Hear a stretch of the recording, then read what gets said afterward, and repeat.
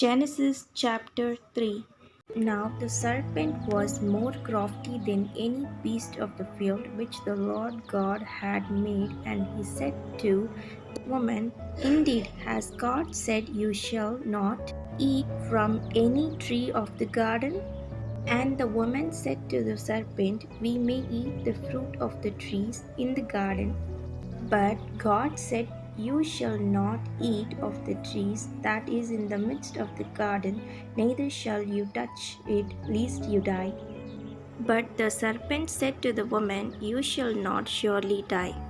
For God knows when you eat of it, your eyes will be opened, and you will be like God, knowing good and evil.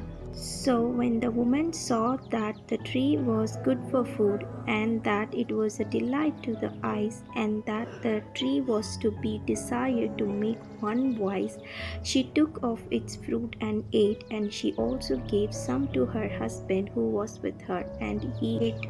Then the eyes of both were opened, and they knew that they were naked, and they sewed fig leaves together and made themselves loin clothes. And they heard the sound of the Lord God walking in the garden in the cool of the day.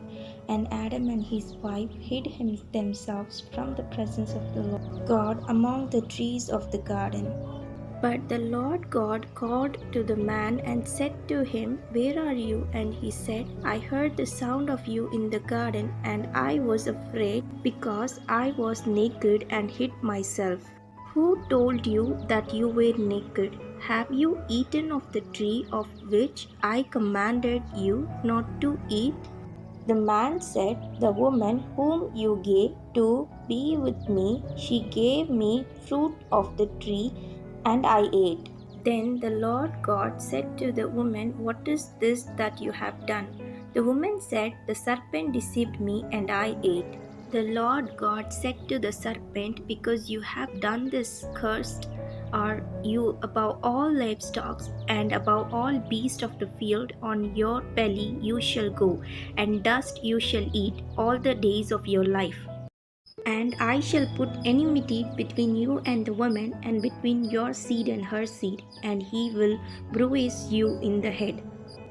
To the woman he said, I will surely multiply your pain in childbearing.